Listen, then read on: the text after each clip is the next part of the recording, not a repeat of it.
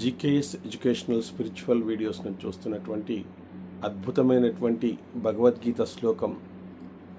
పత్రం పుష్పం ఫలం తోయం యూమా భక్తో ప్రయచ్చతే తదాహం భక్తు సహృతం అస్నామి ప్రయతాత్మనః అంటారు. నిర్మల బుద్ధితో నిష్కామ భావంతో పరమ భక్తునిచే సమర్పించబడినటువంటి పత్రమును కానీ, పుష్పమును కానీ, ఫలమును కానీ, జలమును కానీ నేను ప్రత్యక్షంగా స్వయంగా ప్రీతితో ఆరగిస్తాను అని చెప్పేసి శ్రీకృష్ణ భగవానుడు మనకు శపథం చేసి ఉన్నాడు. ప్రతివాడు గుళ్ళు గోపురాలు కట్టించిన అవసరం లేదు. ఎంతో డబ్బు ఖర్చు చేసి ఆడంబరంగా ఉత్సాహంగా ఉత్సవాలు చేయించకపోయినా భక్తితో చిన్న పత్రమును కానీ, పువ్వు కానీ, పండు కానీ, ఏదీ లేకపోతే చివరకు నీళ్లు కానీ భగవంతుని ముందు ఉంచి ఆయనకు నివేదన చేస్తే అతడి భక్తికి మెచ్చి దేవుడు వారిని పరిగ్రహిస్తాడు. మనం భక్తితో ఇచ్చింది ఏమైనా దేవుడు తప్పక దాన్ని తీసుకుంటాడు. భక్తి లేకుండా ఏమి సమర్పించినా అది బూడిదలో పోసిన పన్నీర్ అవుతుంది. దాన్ని భగవంతుడు ముట్టనే ముట్టడని చెప్పేసి భగవంతుడు మనకు శపథం చేసి ఉన్నాడు. కాబట్టి ఇట్లాంటి భగవద్గీత గ్రంథాల ద్వారా మన యొక్క ఆరాధనా విధానము ఎంత సులభమైందో మనం తెలుసుకోవచ్చు. కాబట్టి ఈ పద్యాన్ని, ఈ శ్లోకాన్ని అందరూ కూడా నేర్చుకోవాల్సిందిగా కోరుతున్నాం. పత్రం పుష్పం ఫలం తోయం యోమో భక్తో ప్రయచ్చతి తదాహం భక్త ప్రహృతం అస్నామి ప్రయతాత్మనః అని చెప్పేసి శ్రీకృష్ణుడు మనకు మంచి బలాన్ని ఇస్తున్నాడు.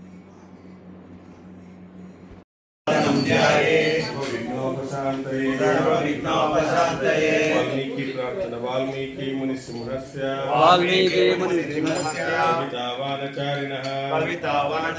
శృణ్వన్ రామ కథానాదం మోనయాంతి పరాంగతిం. శ్రీరామ ప్రార్థన రామాయ రామభద్రాయ రామచంద్రాయ వేదసే రఘునాథాయ నాథాయ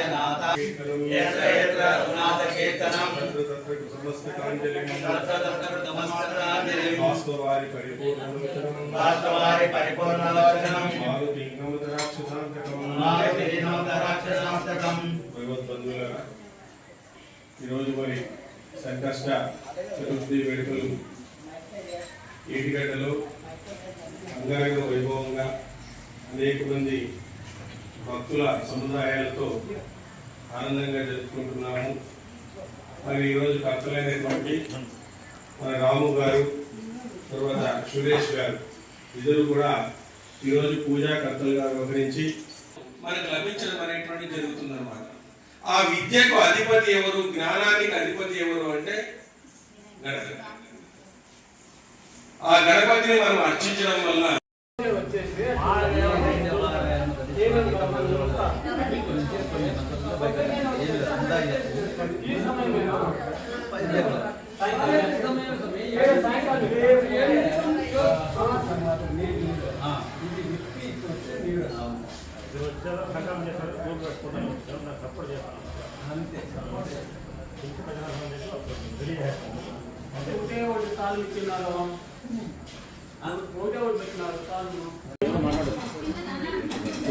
సుందరకాండ ప్రవచనం. జై శ్రీరామ్. ఎవరు మాట్లాడాలని పోయినా సుందరకాండ ప్రవచనం చెప్పండి, శ్రద్ధగా వినండి. శుక్లాంబరధరం విష్ణుం శశివర్ణం చతుర్భుజం ప్రసన్నవదనం ధ్యాయేత్ సర్వవిఘ్నోపశాంతయే. వాల్మీకి ప్రార్థన వాల్మీకి ముని సింహస్య కవితావాచారిణః శృణ్వన్ రామకథానాదం మోనయాంతి పరాంగతిం. శ్రీరామ ప్రార్థన రామాయ రామభద్రాయ రామచంద్రాయ వేదసే రఘునాథాయ నాథాయ సీతాయ పతయే నమః. ఆంజనేయ ప్రార్థన ఎత్ర రఘునాథ कीर्तनं यत्र यत्र रघुनाथ कीर्तनं तत्र तत्र कुसुमस्तकाञ्जलिं बाष्पवारि परिपूर्णलोचनं मारुतीं नमत राक्षसान्तकं భగవద్బంధువులారా, ఈరోజు మరి సంకష్ట చతుర్థి వేడుకలు ఏటిగడ్డలో అంగరంగ వైభవంగా అనేక మంది భక్తుల సముదాయాలతో ఆనందంగా జరుపుకుంటున్నాము. మరి ఈరోజు కర్తలైనటువంటి మన రాము గారు, తర్వాత సురేష్ గారు ఇద్దరు కూడా ఈరోజు పూజాకర్తలుగా వ్యవహరించి ఈ కైంకర్యాన్ని జయప్రదంగా నిర్వహించడం అనేటువంటి జరిగింది. వాళ్ళకి ఒకసారి అందరూ కరతాళ ధ్వనులు చేయండి. ఓం గం గణపతయే నమః. ఓం గణపతయే నమః. కాబట్టి ఎందుకంటే మనము పూజలు అన్ని చోట్ల చేస్తుంటాం, కానీ ఆ పూజా విధానము, పూజ వెనుక ఉండేటువంటి అంతరార్థము, తర్వాత మనకు పనికొచ్చేటువంటి కొన్ని మాటలు, ఇవన్నీ కూడా జరిగినప్పుడే అక్కడ సంకల్పం ఉంటుందన్నమాట. పూజ మామూలుగా అన్ని చోట్ల చేస్తుంటారు, కానీ అక్కడ వచ్చిన తర్వాత మనము ఆ పూజ ఎందుకు చేస్తున్నారు, ఆ పూజ వల్ల మనకేం ప్రయోజనం అనేటువంటిది వస్తుంది, మనకు మన జీవితానికి సంబంధించినటువంటి మాటలను చెప్తూ ఇక్కడ ఒక ఆదర్శవంతమైనటువంటి కార్యక్రమాన్ని మేము నిర్వహిస్తున్నాము. దానికి అందరూ కూడా చేదోడు వాదోడుగా ఉంటూ అందరూ కూడా ఇక్కడ కలవడం అనేటువంటిది ఒక గొప్ప పరిణామం చెప్పుకోవచ్చు. ఎందుకంటే మనిషి భక్తుడుగా మారడం చాలా కష్టమంట. మనిషి ఏ విధంగా మారిపోతాడు, కానీ భక్తుడిగా మారడం చాలా కష్టమంట. చాలా కష్టం భక్తుడిగా మారడం. ఏం సార్ ఎట్లా అంటారు మీరు? మేము పొట్టు పెట్టుకున్నాము, గుడికి పోతున్నాము, అంతా టెంకాయ కొడుతున్నాము, అంతా చేస్తున్నాము, ఎందుకు భక్తులు కాదంటే అవన్నీ భక్తికి ఉపయోగపడేవి, కానీ మనం భక్తులుగా అవి మనకు చెల్లవు అని చెప్తారు. ఆంజనేయ స్వామి లాంటి భక్తులు ఉందా మనకి? చెప్పండి. శబరి లాంటి భక్తులు ఉందా? చెప్పండి. భగవంతుని కోసము దాదాపుగా 20 సంవత్సరాలు వెయిట్ చేసింది శబరి. మరి అంత భక్తి ఉందా మనకి? చెప్పండి. కాబట్టి భక్తి అంటేనే మనము సహనంగా ఉండాలి. సహనశీలతే విద్య. మన జ్ఞానం రావాలన్నా ఏది రావాలన్నా కూడా సహనంగా ఉన్నప్పుడు మనకు లభించడం అనేటువంటి జరుగుతుంది అన్నమాట. ఆ విద్యకు అధిపతి ఎవరు, జ్ఞానానికి అధిపతి ఎవరు అంటే గణపతి. ఆ గణపతిని మనం అర్చించడం వలన మనకు సంకటములు అంటే మనకు వచ్చేటువంటి కష్టాలని తొలగిస్తాడు. ఎప్పుడు మనము ధర్మబద్ధంగా ఉండి, మనం మంచి భావనతో ఉండి, మంచి ప్రీతితో ఉండి, మంచి ఆర్తితో ఉండి భగవంతుని మనము ప్రార్థించాలి. ఇవన్నీ ఉంటేనే భగవంతుడు ప్రార్థిస్తాడు. భక్తునికి 2 లక్షణాలు ఉండాలంటే, ఒకటి భక్తి, 2 ఆర్జవం అని మనకు భగవద్గీత చెప్తుంది. ఆర్జవం అంటాడు. ఆర్జవం అంటే ఏమి? రుజువర్తనము అంటారు దాన్ని. రుజువర్తనం అంటే ఏమి? క్యారెక్టర్. మనిషికి భక్తి ఒకటే కాదు, మనకి భక్తి ఉంది, క్యారెక్టర్ లేదు. ఒక్కోసారి క్యారెక్టర్ ఉంది, భక్తి ఉండదు. రుజువర్తనము, ఆర్జవం కూడా ఉండాలంట. అవి 2 ఉన్నవాన్నే భక్తుడు అంటారని చెప్పేసి భగవద్గీతలో చెప్తారు. కాబట్టి భక్తుడుగా మారడానికి ఇట్లాంటి సత్సంగాల్లో మనం కూర్చొని అపురూపమైనటువంటి రత్నాలైనటువంటి మాటలను మనం వింటూ ఉండడం వల్ల వాటి మీద మనసు ప్రభావం కలిగి ఆ మనసులో మార్పు అనేటువంటిది సాధ్యమై ఆ విధంగా మనం భక్తుడిగా మారడానికి, ఒక మంచి క్యారెక్టర్ని అలవర్చుకోవడానికి, మంచి లక్షణాన్ని అలవర్చుకోవడానికి, మంచి శీలాన్ని అలవర్చుకోవడానికి ఇలాంటి సత్సంగాలు ఉపయోగపడతాయి. గుడిలోకి వెళ్ళినటువంటి బియ్యము అక్షింతలుగా బయటకు వస్తున్నాయి. గుడిలోకి వెళ్ళినటువంటి అన్నము ప్రసాదంగా బయటకు వస్తుంది. గుడిలోకి వచ్చినటువంటి నీళ్లు తీర్థంగా బయటకు వస్తున్నాం. గుడిలోకి వచ్చిన మనము ఏమిటిగా పోతున్నాం బయటకు? చూడండి ఒకసారి. గుడిలోకి వచ్చినవన్నీ మారుతున్నాయి, గుడిలోకి వచ్చినటువంటి భక్తులే మారడం లేదు. భక్తులే మారడం లేదు ఇంతవరకు. అంటే భక్తి అంటే ఆంజనేయ స్వామినే తలుచుకోవాలి. ఆయన మించినటువంటి భక్తుడు లేనే లేడు. రామునికి ఎన్ని గుణాలు ఉన్నాయో ఆంజనేయ స్వామికి అన్ని గుణాలు ఉన్నాయన్నమాట. రామునికి ఎన్ని గుణాలు ఉన్నాయో ఆంజనేయ స్వామికి అన్ని గుణాలు ఉన్నాయన్నమాట. అందుకే రామచంద్రుడు గుర్తున్నంత వరకు ఆంజనేయ స్వామి గుర్తుంటాడు అని చెప్తారు. ఆయన నుంచి మనం నేర్చుకోవాల్సిందేమి బుద్ధిస్థలం, యశోధైర్యం, నిర్భయత్వం, మరోగత, అజాడ్యం, వాక్పటుత్వంచ, హనుమస్మరణ భవేత్ అంటారు. ఈ 9 క్వాలిటీస్ ఆయన ఇవ్వడానికి రెడీగా ఉన్నాడు. కానీ మనం తీసుకోవడానికి రెడీగా లేవు. ఆయన భక్తులకే ఇస్తాడు, వేరే వాళ్ళకి. ఎవరైతే భక్తిగా ధ్యానిస్తారో, ఎవరైతే భక్తిగా ఉంటారో వాళ్ళకు మాత్రమే ఆ లక్షణాలను భగవంతుడు ఇస్తాడు. ఎందుకంటే భగవంతుడు మనకు ఫ్రెండ్ కావాలంటే భగవంతుని యొక్క కొన్ని క్వాలిటీస్ అయినా మనలో ఉండాలి. అప్పుడు ఫ్రెండ్ అవుతాడు ఎవరైనా కూడా.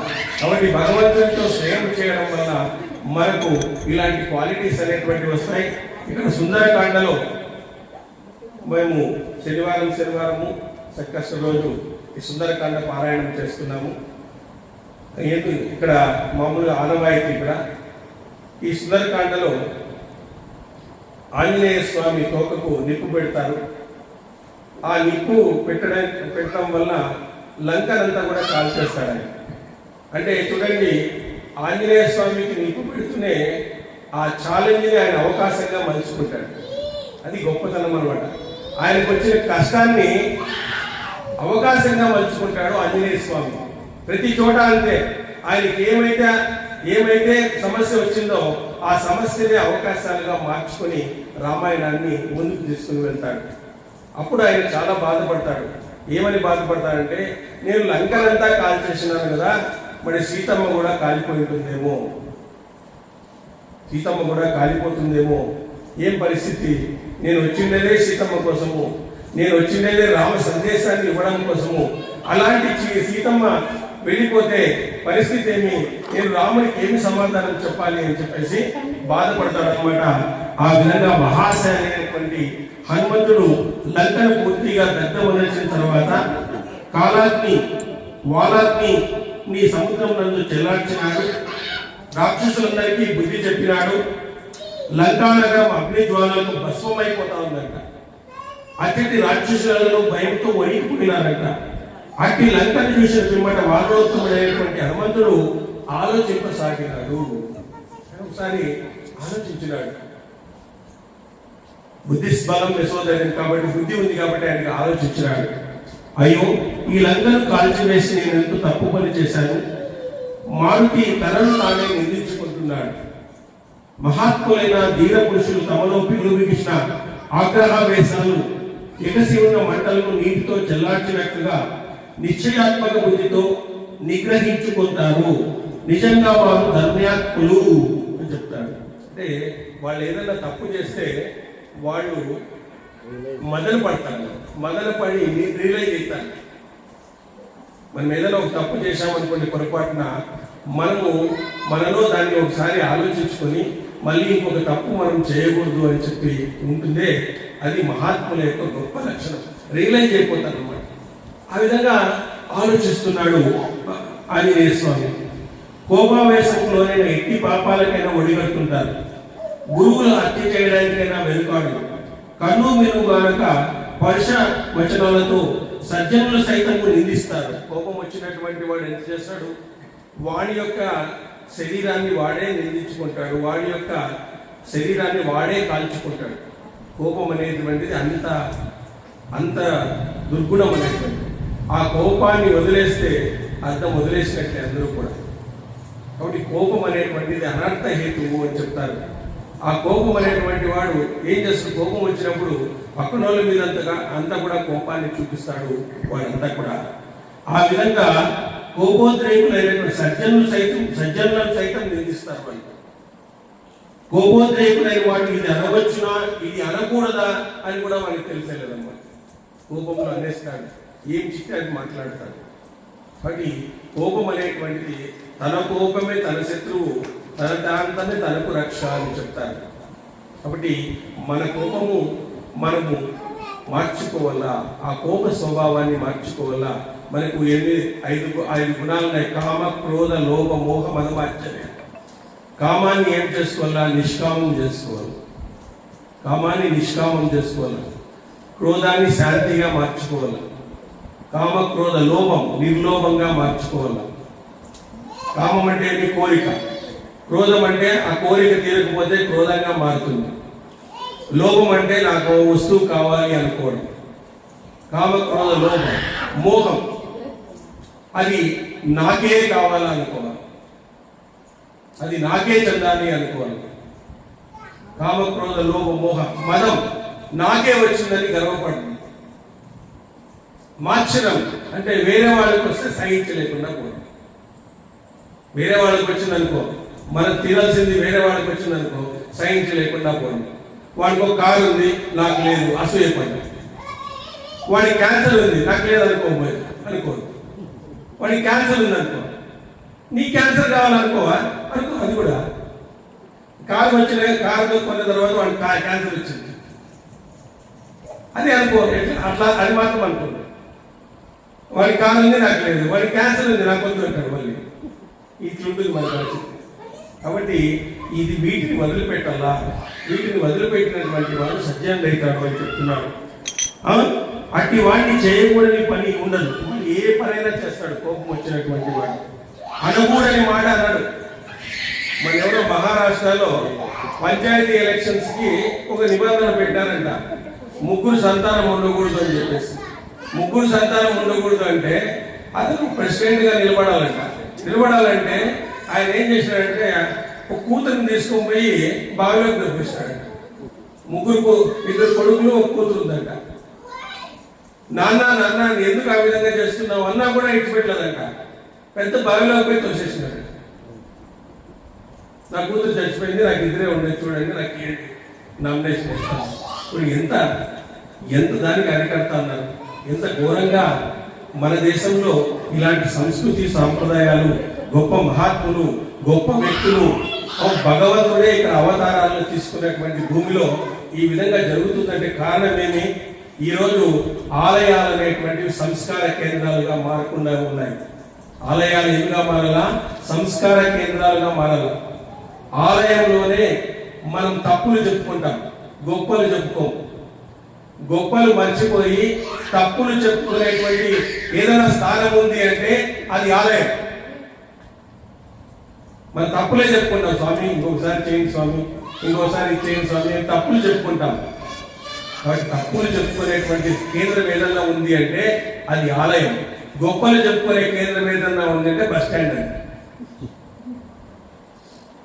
ఇది సంస్కార కేంద్రం, ఒక మనసును తీర్చిదిద్దేటువంటి కేంద్రం కావాలి. ఈరోజు ఎక్కడుందండి? ఆలయాల్లో ప్రసాదాలు బాగుంటేనే వస్తారు, అలంకారం బాగుంటే వస్తారు. ఇప్పుడు భలే ఉంటుందంట అలంకారము. 2000 రూపాయలు కూలి వేసినారంట, 2 లక్షల రూపాయలు కూలి వేసినారంట అని వాట్సాప్ లో వస్తే చూసొద్దామని వస్తాం.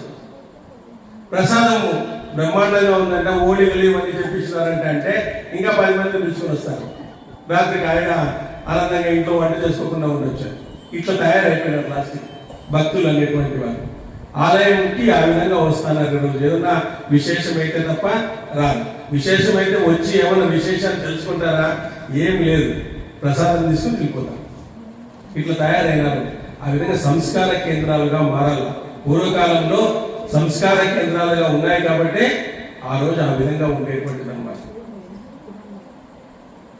కాబట్టి మనము ఆ సంస్కార కేంద్రాలుగా మార్చాలా. కాబట్టి ఆ సర్పము జీర్ణమైన శరీరాన్ని విడిచినట్లుగా, సర్పము కుప్సాన్ని విడుస్తుంది అనమాట. ఆ విధంగా జీర్ణమైన శరీరాన్ని విడిచినట్లుగా క్షణికావేశము, క్రోధావేశము అంచుకున్నటువంటి వాడే గొప్పవాడు అని చెప్పాడు. హనుమంతుడే చెప్పాడు. ఎవరైతే క్రోధావేశాన్ని, క్షణికావేశాన్ని అదుపులో పెట్టుకుంటారో, అది ఎప్పుడు అదుపులో పెట్టుకుంటారు? మనసుకు శిక్షణ ఇవ్వాలి మనం. ఇప్పుడు ఏమైపోయింది? మనసు ఏమైపోయింది? కోరిన చోటుకంతా కూడా మనసు ఏమైతుందంటే, మనసు అనేటువంటిది కోరిన చోటుకంతా వెళ్ళిపోతాను. కన్ను పోయిన చోటుకంతా మనసు పోతా ఉంది. మనసు పోయిన దానికంతా మనిషి కూడా పోతాడు. మనిషి కూడా పోతున్నాడు. అది మంచిదా కాదా అని తెలియడం లేదు. అందుకోసము మనం బుద్ధిని యాక్టివేట్ చేసుకోవాలా, బుద్ధిని ప్రచోదనం చేసుకోవాలా. బుద్ధిని ప్రచోదనం చేసుకోవాలంటే ఆంజనేయ స్వామి ఆశీర్వాదం ఉంటే బుద్ధిని ప్రచోదనం చేసుకుంటాం మనం. అందువల్లే బుద్ధి చెప్పినటువంటి మాటలు వినాలా. బుద్ధి బాగా వికసించేది ఎక్కడ అంటే దేవాలయాల్లో వికసిస్తుంది. ఇట్లాంటి గ్రంథాలను పారాయణం చేయడం వల్ల, ఇట్లాంటి గ్రంథంలో అమూల్యమైనటువంటి విషయాలు వినడం వల్ల, ఇట్లాంటి గ్రంథాల్లో ఉండేటువంటి గొప్ప గొప్ప సందేశాల వల్ల, ఇట్లాంటి గ్రంథాల్లో ఉండేటువంటి గొప్ప గొప్ప యథార్థాల వల్ల, ఇట్లాంటి గ్రంథాల్లో ఉండేటువంటి గొప్ప గొప్ప సత్యాల వల్ల బుద్ధి వికసిస్తుంది. ఆ బుద్ధి వికసించినప్పుడు మనసు దాన్ని అరికడుతుంది.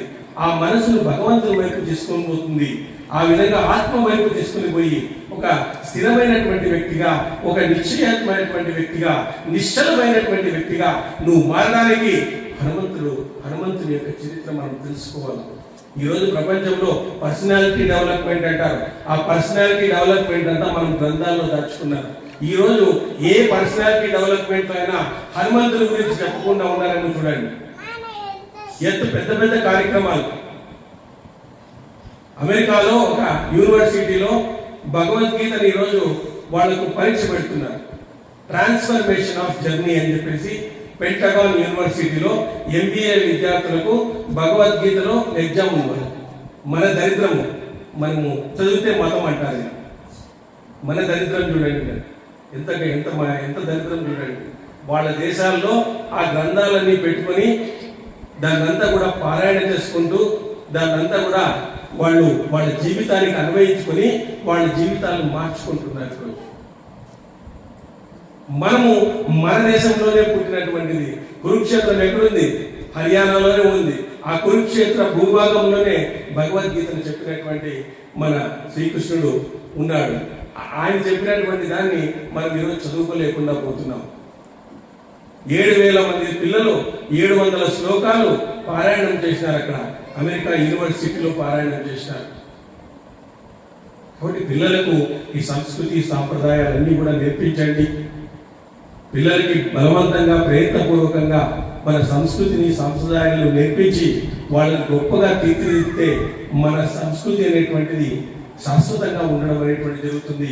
మనతోనే అంతం కాకుండా మన పిల్లలకు కూడా ఈ సంస్కృతిని అంతా నేర్పిస్తే వాళ్ళు కూడా ఈ గొప్ప సంస్కృతికి వారసులైతారు. ఈ గొప్ప సంస్కృతి వాళ్ళు ముందుకు తీసుకుని పోతారు. కాబట్టి అట్లాంటి సంస్కృతిని అన్ని చేయాలనే ఈరోజు అనేక గుడులు, అనేక రకమైనటువంటి కార్యక్రమాలు అందరూ కూడా చేస్తేనే ఏదో ప్రసాదాల కేంద్రం కాకుండా, ఏదో పలహారాల కేంద్రం కాకుండా, ఏదో అలంకార కేంద్రాలు కాకుండా ఈరోజు గుడులన్నీ కూడా ఓ సత్సంగ కేంద్రాలుగా మార్చుకోవాలి. ఒక సత్సంగ కేంద్రాలుగా, ఒక సత్యాన్ని తెలుసుకునేటువంటి కేంద్రాలుగా మనకు ఉంటే ఖచ్చితంగా ఉంటుంది. అలాంటి గొప్పదైనటువంటి వేదికకు ఈరోజు రాము, సురేష్ గారిద్దరూ కూడా వాళ్ళిద్దరూ కూడా గొప్ప మనకు సంకష్టహర చతుర్థిని ఈరోజు నిర్వహించినారు.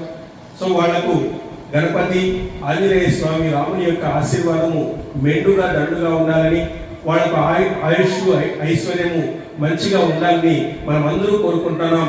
జై శ్రీరామ్, జై శ్రీరామ్, జై శ్రీరామ్. శరవణ సార్ శ్రీకాంత్ మహామంగళం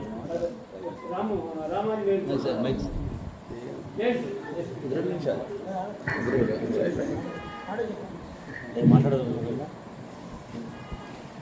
ఇక్కడ జై శ్రీరామ్. ఇక్కడ విచ్చేసిన పెద్దలందరికీ, ఆత్మస్వరూపులందరికీ అనేక నమస్కారాలు తెలుపుతూ, ఈ పాదయాత్ర బృందము, సంకష్ట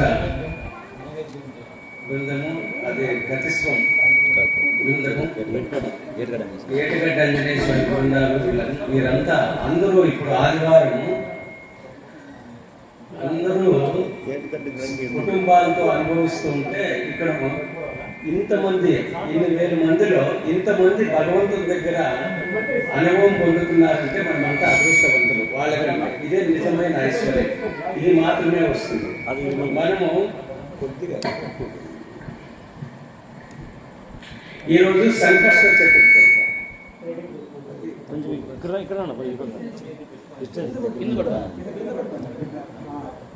ఈరోజు సంకష్ట చతుర్థి అని. సంకష్ట చతుర్థి అంటే ఏమంటే సంకటాన్ని హరించేది అని. చతుర్థి అంటే 4 అని.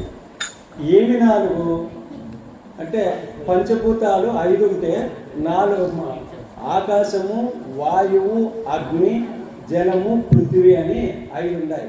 ఈ 5లో ఈ 4ని హరించేదే. హరించినప్పుడే వినాయకుడు మనకి విఘ్నాలు లేకుండా ఉంటాడు. అంటే ఆకాశము ఎట్లా ఉంది అంటే నిరాకార నిరంజన నిరామయ స్వరూపము అంటారు. దాన్ని దేవుడు, ఓంకారము ఇవన్నీ అంటారు. ఈ 4 మనల్ని భ్రష్టపట్టిస్తా ఉంటాయి. ఏమేమి? వాయువు అంటే మనసు, అగ్ని అంటే తెలివి, బుద్ధి లేకుండా తెలివితో ఈ ప్రపంచాన్ని అంతా ఈ 4 కనబడతా ఉంది ఈ పంచభూతాలు. జలము, మళ్ళీ భూమి. ఈ 4 ఈ పృథ్వీ చూస్తే అహంకారాన్ని, ఆకారాన్ని తలపిస్తుంది. ఈ నీళ్లు చూస్తే చింతలు, మనసుని చర్చలు చేస్తూ ఉంది అలల మాదిరి ఆ నీళ్లలో. తర్వాత ఈ అగ్ని బుద్ధి కాకుండా తెలివితో ఉపయోగిస్తా ఉన్నాం. ఈ 4 ఎప్పుడైతే ఈ 4 ఆకాశం నుండి పుట్టినాయో ఆ ఆకాశాన్ని ఎప్పుడైతే, ఆకాశం అంటే పైనుండేది అనుకుంటున్నారు. ఆకాశం అవకాశం ఇచ్చేది. ఈ 4టికి అవకాశం ఇచ్చేదే ఆకాశం. ఆకాశస్య గుణశబ్దో నిశబ్దో బ్రహ్మ ఉచ్యతే అంటారు. ఆకాశము శబ్దగుణం అయితే ఓంకారం నుండి పుట్టినవి ఈ 4 మిగతావన్నీ. కాబట్టి మనము వినాయకుడు అంటే ఈ ఆకారం ఉంది చూడండి, ఇట్లా ఆకారం ఎంతో బాగా చెప్పినారు ఈరోజు అంతా వింటా ఉంటే. వినాయకుడు అంటే శ్వాసను దీర్ఘంగా తీసుకొని వదులు అని తొండలు ఇంత పొడవు పెట్టింది. మనకు వివేకముతో గ్రహించు అని. విగ్రహారాధన అంటే ఏమంటే విగ్రహాల్లో గ్రహించడం ఏమి అంటే మనము వివేకంతో గ్రహించాల. వివేకవంతుడు అంటే వివేకంతో గ్రహించాలి. ఎప్పుడు మనం 5వ క్లాసులోనే 10వ క్లాసులోనే ఉంటే ఉద్యోగాలు రావండి. ప్రకృతి పరంగా 10th క్లాస్ చదివినా రావు, డిగ్రీ చదివినా రావు. పీజీ చేసి తర్వాత పిహెచ్డి చేసి దాంట్లో కూడా స్పెషలైజేషన్ ఉంటేనే మనకి ఉద్యోగాలు వస్తాయి. అక్కడ ఉద్యోగం వస్తే డబ్బులు వస్తాయి. ఇక్కడ రావాల్సింది ఏమి రావాలా? భక్తి వచ్చింది. కానీ ఆ భక్తి కాలే ద్వయదోష రహితమే భక్తి అన్నమాట. ద్వయము అంటే ఏమి? ఇక్కడ సమతుల్యం రావాల. ప్రతి ఒక్కరు అందరిలోనూ అన్నిటిలోనూ. మన రామాంజలి గారు మొన్న పాడినాడు, అందరిలోనూ అన్నిటిలోనూ ఉన్నది నీవేలే, కొలువున్నది నీవేలే అన్నాడు. ఆత్మ అందరిలోనూ ఉన్నది. అటువంటి ఆత్మని మనము దర్శించినప్పుడే అవుతుంది. దీన్ని దర్శించడానికి ముందు మన క్యారెక్టర్, మన స్వామి గారు ఇప్పుడే చెప్పేది క్యారెక్టర్ ముఖ్యము. మనం వస్తే ఆయన ఇట్లా పాడినాడు అట్లా పాడినాడు, కానీ ఆ పాటల్లో భావాన్ని మనం అర్థం చేసుకోవాలి. ఎప్పుడైనా మనము బాగుందప్ప రాగా తాళ ఏగైని పరుడి ఏమి శిశువు వేత్తి పశువులు వేత్తి గానరసపడి అని శిశువులు, పశువులు, పిల్లలు అందరూ గానానికి పడిపోతారు. కరెక్టే, ఆ కొంతసేపు బాగుంటారు. బయట పోతేనే ఆయన తాళి మిక్కాయ, అది అట్లా అయిపోయా, మనం విమర్శిస్తూ వస్తాను. స్వామి ఇవిడే చెప్పింది, ఆ విమర్శన అనేది పోదు. ఆ విమర్శన మనకి ఆ భావంతో వినండి. బాగా వింటూ ఒకసారి మీకు చెప్పేది అర్థం, వాళ్ళు చెప్తా ఉంటే మీకు చెప్పేది రాకపోతే ఆ భావంలో పోతే ఆ భావమే భగవంతుడు. ఇక్కడ మనము కావాల్సింది వినాయక చతుర్థి అంటే ఈ 4 విధాలు. ఈ 4 మనకి 2 రకాలుగా మనకి ప్రకోపిస్తూ ఉంటాయి మన శరీరంలో, ఈ మనసులో. ఏమి? ఈ ఆకాశము నుండి ప్రశాంతత వస్తుంది. ఈ ఆకాశమే ఈ వాయువుతో కలిగి మనసు పుడుతుందన్నమాట. ఈ ఆకాశమే ఈ అగ్నితో పుట్టి బుద్ధి పుడుతుంది. ఈ ఆకాశమే జలముతో పుట్టి చిత్తం పుడుతుంది. ఈ ఆకాశమే భూమితో పుట్టి అహంకారం పుడుతుంది. ఈ 4 స్వామి చెప్పా, నాకు ఏమైతే వస్తా ఉందో దాన్ని గమనించాలా. గమనికే యోగము, గమనికే సాధన, గమనికే గమ్యము అంటారు. ఈ 4 ఈ 3 మనం ఎప్పుడైతే గమనిస్తామో ఆ భక్తి ఆటోమేటిక్గా వస్తుంది. అందుకే ఈ గమనికే జ్ఞానము అని ఎట్లా అవుతుందంటే ఈ భక్తి లేని జ్ఞానము నిరర్థకం, భక్తి లేని జ్ఞానము నిరర్థకం, జ్ఞానము లేని భక్తి నిష్ప్రయోజనం అంట. జ్ఞానం ఉంది, నాకు జ్ఞానాహంకారం, నాకు ఇన్ని తెలుసు, నాకు వేదాలు తెలుసు, వేదాంతాలు తెలుసు, గురువులు తెలుసు, అన్నీ తెలుసు, ఇది జ్ఞానాహంకారం. తెలుసు ఏమి అనుసరిస్తున్నావా? నడి నుడి, ఏది నడుస్తావో అది నువ్వు చెప్పాలా. నుడి నడి, ఏది చెప్తావో అది నడచాలా. అది ఉందా? లేదు. పోనీ భక్తి ఉందా? వినయ విధేయతలు. భక్తి అంటే ఏమంటే అనన్య చింతయంతో మాం వేదనా పరిపాసకి నిత్యాభిత్తానం యోగక్షేమం మహామ్యం అంటారు. అంటే అనన్య చింతనతో నువ్వు ఏ దేవునన్నా పిలుచుకో. చాలా మంది మనం ఏమైపోతున్నాం అంటే ఇప్పుడు ఆంజనేయుడు ఉన్నాడు, ఈ వినాయకుడు, ఎవరిని ముక్కోలే చెప్పండి? వీడు కన్ఫ్యూజన్ కదా మనకు. ఎవరిని ముక్కాలి? ఎవరు గొప్పండి? ఇంతవరకు ఆంజనేయుడు గొప్ప అని చెప్పారు. ఈరోజు సంకర్షిస్తే మరి ఆంజనేయుని గురించే చెప్పింది ఎందుకు? ఇది కన్ఫ్యూజన్. అందుకే అట్లాంటి గురువు దగ్గర చేరి ఈ సత్సంగాలు పోతే, స్వామి మీరు ఈరోజు చెప్పినారు కదా, స్వామి దగ్గరికి పోతే ఎందుకు ఎట్లా చెప్పినారు ఏమి అని ఆ జ్ఞానం దగ్గరికి పోయి మనం నేర్చుకోవాలా. రియల్ ఎస్టేట్లు చేసుకుంటూ ధనం ఏడొస్తుంది అని మనమైతే ఎదుర్కొని పోతాం. ప్రతి దానికి డబ్బులకి స్వామి ఇంత లాభం వస్తుందంటే ఇంత లాభం వస్తుందంటే ఎదుర్కొని పోతాం. ఈ జ్ఞానం కోసం ఎదుర్కోకూడదు గురువుల దగ్గరికి. అందుకే భజన చేసే వాక్యములో జా అంటే జనన మరణాలను నశింపచేసేదే భజన. అటువంటి భజన కావాలి. అందుకే ఈ చెట్టు మీద కామ క్రోధ లోభ మోహ మత మత్సరాలు అనే పక్షులు ఉన్నాయి. దానికి సౌండ్ చేస్తేనే ఆ పక్షులన్నీ ఎగిరిపోతాయి. అందుకే ఈ రోజు ఎప్పుడు ఈ సత్సంగానికి వస్తూ ఉంటే ఆ రామభజన వింటూ వింటూ వింటూ వింటూ ఆయన వాల్మీకి రామ అనేది రాకపోతే మర్రి చెట్లు మధ్య పెట్టుకొని ఇదేందయ్యా అంటే ఇది ఈ మర ఆ మర ఈ మర ఆ మర ఈ మర ఆ మర ఈ మర ఆ మర ఈ మర రామ రామ రామ అని వచ్చి ఆ వాల్మీకి అయిన దానికి ఆయన రామాయణమే ఆ విష్ణువే రామునిగా పుట్టినాడు. చూడండి, మనం అంత కావాల్సిన పనిలే. వాళ్ళు అందరూ కష్టపడి సేద్యం చేసి అంత భూములంతా సంపాదించి ఇదిగోవయ్యా దీన్ని సాగు చేసుకోవాలి. ఆ మహనీయ మహాత్ములు మనకి జ్ఞాన ఆస్తి ఇచ్చినారు. ఆ జ్ఞానాన్ని ఇంత తపస్సు చేయాల్సిన పనిలే. మనము ఉండేదాన్ని ఆ భాండాగారాన్ని నిష్ప్రయోజనం చేయకుండా నిరుపయోగం పడకుండా మనం దాన్ని కాపాడుకుంటా పోతా ఉంటే అదే చాలు, అదే ముక్తికి మోక్షం. లేకపోతే లేదండి. అందుకే మనము ఇక్కడికి వచ్చిన తర్వాత స్వామి మనం ఒక మాట చెప్పినాడు. ఏం చెప్పినాడు? ఇక్కడ వస్తే క్యారెక్టర్ ముఖ్యం. ఇక్కడ వచ్చి ఒక కుండ నిండా నీళ్ళు, కొత్త కుండ తెచ్చినాము. కొత్త కుండ వస్తా ఉంటే నీళ్లు కాస్తానే ఉంటాయి. ఆడేమో బాగుంది, నీళ్లు పోసిన తర్వాతే తెలిసిపోయింది.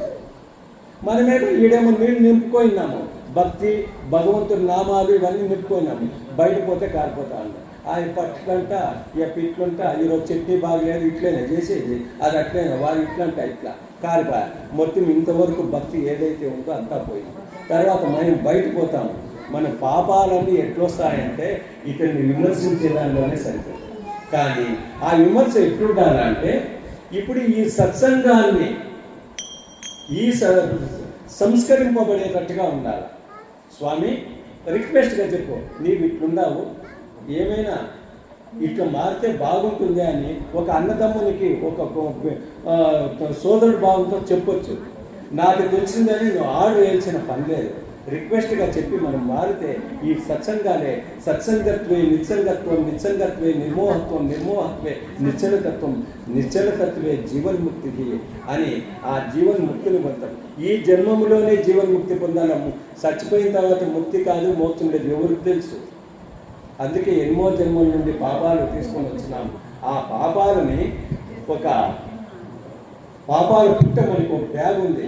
ఆ బ్యాగ్ని సంపాదించే ఇప్పుడు ఎంతసేపు ఉన్నాము ఈ సత్సంగం? 3 గంటలు సమయం. 3 గంటల సేపులో 3 గంటలకి ఎన్ని సెకండ్లు అండి? 3 గంటలకి 180. 180 పాపాలు పోతాయి. ఈ కొంతసేపు మీరు ఈ భావంతో ఉంటే రోజు ఈ రామనామం కానీ భగవంతుడి నామం కానీ చెప్తా ఉంటే ప్రతిరోజు అప్పులు కట్టేస్తూ ఉంటాం, పాపాలన్నీ పోతూ ఉంటాయి. అప్పుడు జీవనం నుండి ముక్తి పొందుతాయి. అప్పుడే ఈ భక్తి అంతా ఏమైందంటే పాపాలు అప్పు కట్టేసినట్లల్లా నీకు తక్కువైపోతుంది. ఇంకా అప్పంతా పూర్తి కట్టేసిన తర్వాత ఇంకా డిపాజిట్లే మిగులుతాయి. ఈ భక్తి, ఈ దాన, ఈ ధర్మాలు ఎటువంటివి అంటే మనం ఒక కార్యక్రమానికి ఏదో పెళ్ళికి పోతా ఉన్నాం, వర్షం వస్తూ ఉంది. ఆ వర్షం వచ్చినప్పుడు ఏమవుతుంది అంటే బాగా షూటు బూట్ వేసుకొని మంచి అలంకరించుకొని పోతూ ఉంటాం. వర్షం వస్తుంది, పోకపోతే వాళ్ళేమో నిష్ఠూరం పోతారు, వాళ్ళు నిష్ఠూరం చేస్తారు. పోకపోతే నాకు బాగా ఏమిరా ఇట్లా అంతా రెడీ అయిపోయినామో ఈ వర్షం వచ్చారు. మనం దానికి ఏదో ఉపాయం ఉంది కదా. ఆ ఉపాయం ఏమంటే గొడుగు పట్టుకొని పోవడం. గొడుగు పట్టుకొని పోతే కాళ్ళు మాత్రమే నమ్ముతాయి కానీ బట్టలు నాను మనం హాజరు కావచ్చు.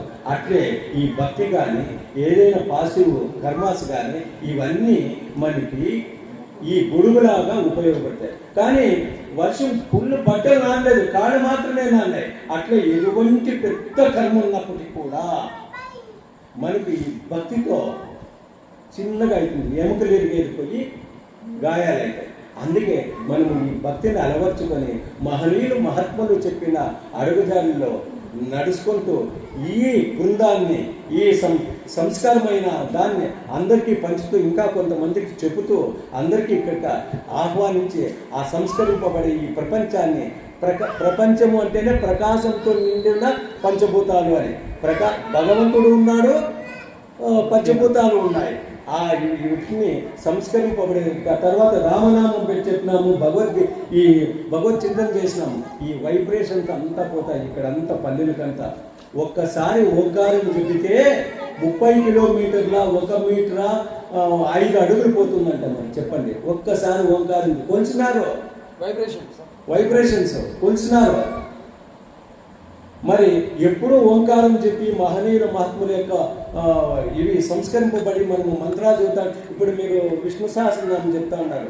విష్ణు సహస్రనామం చెప్తే ఎవరికైనా షుగర్ ఉంటే చెప్పండి, వెళ్ళిపోతుంది. కరెక్ట్గా చెప్పిందంటే కరెక్ట్గా పలుకుతూ ఉన్నారు. నాకే రాదు విష్ణు సహస్రం, నేను చదువుతూ ఉంటాను, చూస్తూ ఉంటాను. అవి చెబుతూ ఉంటే నాకు షుగర్ ఉండేదే, విష్ణు సహస్రనామం చెప్పిన దానికి పోతాను.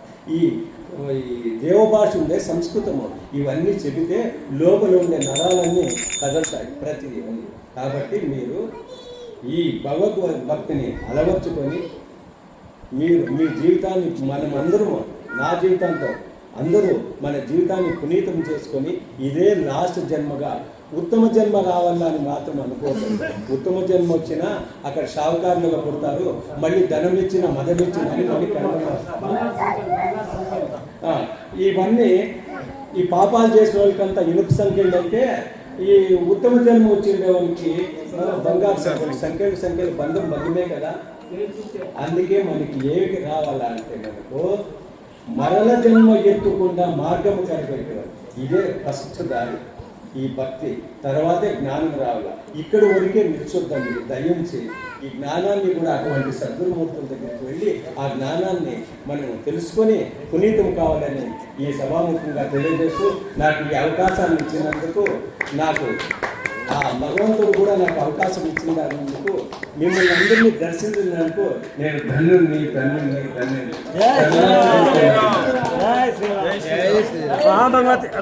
అందరూ